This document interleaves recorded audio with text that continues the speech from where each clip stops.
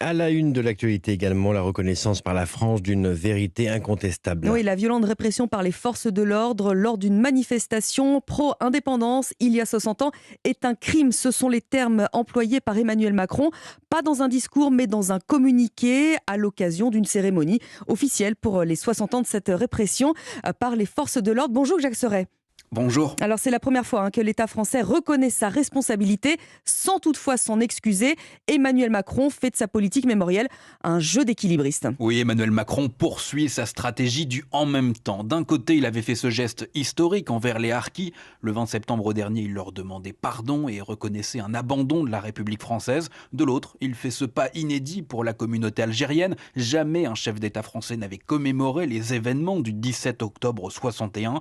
Une première également. Ce terme de crime, les crimes commis cette nuit-là sous l'autorité de Maurice Papon sont inexcusables pour la République, indique le communiqué de l'Élysée. En 2012, François Hollande, alors président, avait qualifié cet événement de sanglante répression. Aujourd'hui, Emmanuel Macron va donc beaucoup plus loin. Mais voilà, plusieurs responsables d'associations de victimes du 17 octobre regrettent que seul le préfet de police de Paris soit nommé, que ce ne soit pas reconnu comme un crime d'État.